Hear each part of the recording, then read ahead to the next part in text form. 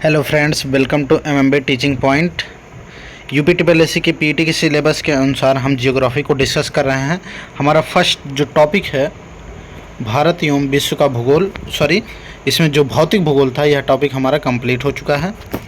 Okay, तो ये देखिए इस पार्ट में ये चीज़ हमने कंप्लीट कर लिया है। अब हमारा दूसरा पार्ट होता है कि भारत एवं विश्व का राजनीतिक भूगोल। ठीक है, विश्व की नदियाँ और भूजल संसाधन जो इसका सब पार्ट था, इसका अभी हम कराएंगे कि इसका स्टैटिक पार्ट में हम करा देंगे। ठीक है, अब भारत और विश्व का राजनीतिक भूगोल में सबसे पहले जान लीजिए कि आपके माइंड में आएगा कि राजनीतिक भूगोल में पूछा क्या गया था। ठीक है, तो उसमें में से मैं प्रीवियस ईयर का क्वेश्चन है तो इसमें मैं दिखा देता हूँ क्या क्या पूछे गए थे। एक पूछा गया था कितने राज्य भारतीय राज्य नेपाल से साझा करते हैं। ठीक है, और पूछा गया था कि कोस्टारिका की राजधानी, ये भी राजनीतिक में ही आएगा। और पूछा गया था कि कौन सा देश सार्क का सदस्य नहीं है, यह राजनीतिक में आएगा, भौगोलिक में नहीं आएगा। ठीक है, विश्व के राजनीतिक में आएगा। और इसमें देखिए अगला जो क्वेश्चन है हमारा कि क्षेत्रफल की दृष्टि से भारत का कौन सा राज्य सबसे छोटा है। ठीक है, क्षेत्रफल की दृष्टि से पूछा है तो इसमें गोवा होगा। ठीक है, दूसरा सिक्किम है, तीसरा त्रिपुरा है। ठीक है, अब हम आ जाते हैं कि और क्वेश्चन अंतर्राष्ट्रीय, ये तो स्टैटिक का हो गया। और ये हाँ, तो इसमें जो हमारा ये जो 4 क्वेश्चन थे, इट मीन्स कि फर्स्ट टाइम में जो पूछा गया था सुबह वाले मीटिंग में वो उसमें 2 क्वेश्चन पूछे गए थे और शाम वाले मीटिंग में 2। एक हिसाब से अगर आप राजधानी की बात करें तो स्टैटिक जीके का हो जाएगा, तो एक हिसाब से एक क्वेश्चन पूछे गए थे। ठीक है, तो हम आ जाते हैं। तो इसमें अगर हम भारत का भूगोल में उसके जो स्टैटिक टॉपिक हैं उसको हम पढ़ लेते हैं भारत एक दृष्टि से। ठीक है, भारत का जो पुराना नाम था भारतवर्ष था। ठीक है, भारत के नाम से भारतवर्ष पड़ा था। और वैदिक प्राचीनतम संस्कृति जो है कि वह वैदिक थी सभ्य, क्योंकि ये भारतवर्ष की बात हो रही है। ठीक है, क्योंकि सिंधु सभ्यता की हम जब बात करते हैं कि सिंधु सभ्यता पाकिस्तान वाले भी क्षेत्र में आता है। ठीक है, नेक्स्ट आता है प्राचीनतम ज्ञातीकरण, मतलब कि इसमें जो है कि जो अभी तक ज्ञात है उसमें सबसे प्राचीनतम कौन था, हड़प्पा सभ्यता था। ठीक है, हड़प्पा जो है, सिंधु और हड़प्पा में अंतर है। ठीक है, ये रावी नदी के किनारे है और जो सिंधु है वह अलग है कि वह मतलब पूरी तरह से पाकिस्तान में आता है वो। ठीक है, प्राचीन विश्व संरचना संपूर्ण एवं दक्षिण और दक्षिण पूर्व एशिया की बात किया जा रहा है कि इट मीन्स कि अगर हम इसमें 1 सेकेंड, हाँ, इसमें कि इस पार्ट की हम बात करें, इसमें हम चल रहे हैं कि यहाँ पे इसकी बात किया जा रहा है कि ये किस भाग में पड़ता है। तो ये दक्षिण, इसमें देखिए कि एक दक्षेस हमारा जो कहलाता है, जिसको हम साउथ दक्षेस बोलते हैं, दक्षिण एशियाई संगठन जिसको हम बोलते हैं, वह उसी से बना है कि दक्षिण एशिया में हमारा पड़ता है इंडिया। ठीक है, अब हम आ जाते हैं कि इसमेमें जो टॉपिक्स हैं कि इसका मतलब ये है कि ये इसको रट्टा मारना है। ठीक है, सीधी बात कि अब आ जाइए कि वर्तमान जो क्षेत्रफल है 32,87,263 वर्ग किलोमीटर, दुनिया का जो है 2.42 है और जो बड़ा में है वह 7वां में है। ठीक है, मैं आपको बड़ा में गिना दे रहा हूँ। सबसे बड़ा कौन हो गया, रूस हो गया। ठीक है, फिर कनाडा हो गया। ठीक है, कनाडा हो गया, फिर चीन हो गया। ठीक है, चीन हो गया, फिर यूएसए हो गया। ठीक है, यूएसए हो गया, फिर उसी के नीचे आ जाता है ब्राज़ील। ठीक है, ब्राज़ील और ऑस्ट्रेलिया, भारत। ठीक है, 7वें नंबर पे भारत आ जाएगा। ठीक है, अब अंतर्राष्ट्रीय सीमा किसके साथ शेयर करती है, तो देख लीजिए कि हम मैप पे ही डायरेक्ट आते हैं अंतर्राष्ट्रीय सीमा। ठीक है, अंतर्राष्ट्रीय सीमा इधर हमारा है कौन, चाइना है। ठीक है, चीन है। इधर कौन है, पाकिस्तान है। यहाँ पे देखिए, ठीक है, यहाँ पे कौन है, अफ़गानिस्तान है। ये अफ़गानिस्तान है। यहाँ से देखिए टच है, जो K2 वाला पार्ट पड़ता है वहाँ पे हम बात कर रहे हैं। ठीक है, काराकोरम। ओके, नेक्स्ट हो गया यहाँ पे हमारा हो गया नेपाल, ये हो गया हमारा भूटान। ठीक है, मैप से याद करिए, सारा चीज़ याद रहेगा। भूटान हो गया, ये चीन हो गया, नेपाल हो गया, और यहाँ पे हमारा हो गया AF अफ़गानिस्तान, यहाँ हो गया पाकिस्तान। ठीक है, और नीचे आ जाइए श्रीलंका, ये हो गया हमारा श्रीलंका, ये हो गया म्यांमार। ठीक है, तो इसके जो टच करना है उसको हमने बता दिया। ठीक है, तो इसमें जो देखिए आपको दिया गया है चीन, नेपाल, भूटान, हिमालय, म्यांमार, बांग्लादेश। ठीक है, बांग्लादेश में भूल गया था कि बांग्लादेश तो वो अटैच है, ठीक है, डायरेक्टली। ठीक है, सबसे ज़्यादा जो शेयर भी करती है बाउंड्री वह 55 MBA, 55 बी से बांग्लादेश, 55, ठीक है, जैसे चीन 55 और नेपाल। ठीक है, 55 MBA के नाम से जानते हैं। ठीक है, ऐसे याद करने का ट्रिक है। अब हम आ जाते हैं कि भौतिकी हमारा हो गया, और अब आ जाता है कि यह पूरी तरह से किस प्रकार से फैला हुआ है। ठीक है, यहाँ से, ठीक है, इस प्रकार से जो लाइन खींचते हैं यहाँ पे,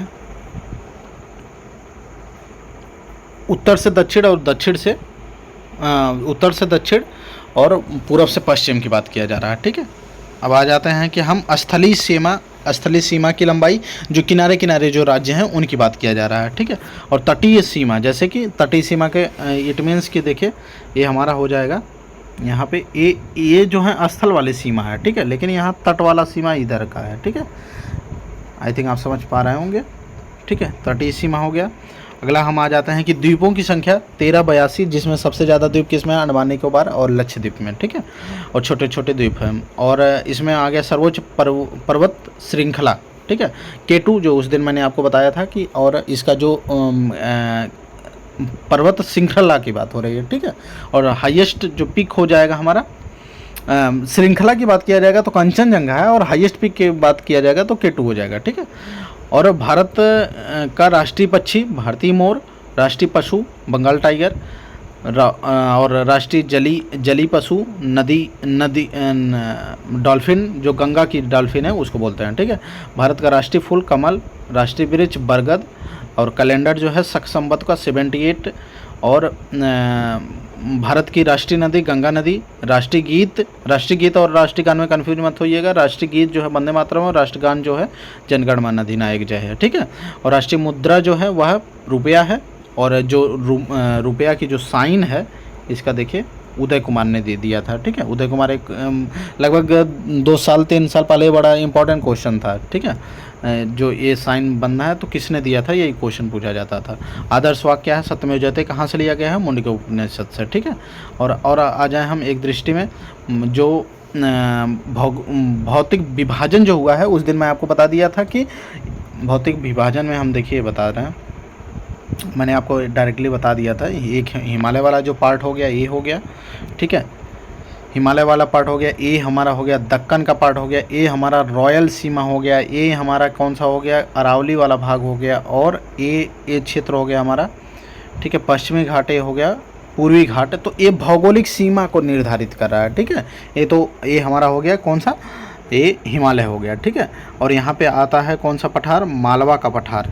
ठीक है, और ये हमारा हो गया छोटा नागपुर, ये हम हो गया राजमहल की पहाड़ियाँ, ये हो गया मालदा गैप। ठीक है, इसी प्रकार से ऐसे याद कर लीजिए। ठीक है, तो इस प्रकार से बांटा गया है, ऐसा नहीं मैं कह रहा हूँ कि वो सीमा विभाजन है, तो इसी प्रकार से भौतिक विभाजन उसको किया गया है इंडिया को। ठीक है, ऐसे भौतिक विभाजन किया गया है कि पर्वतीय भाग, मैदानी भाग और पठारी भाग, इट मीन्स प्रायद्वीपीय भाग में ऐसे डिवाइड किया गया है। ठीक है, अब आ जाते हैं कि हम पूर्वी और पश्चिमी के छोर का जो लंबाई है वह है 29-33, और उत्तर से दक्षिण जो है 32-14 है, और दक्षिणतम जो बिंदु है आपने सुना होगा इंदिरा पॉइंट ग्रेट निकोबार में जो है।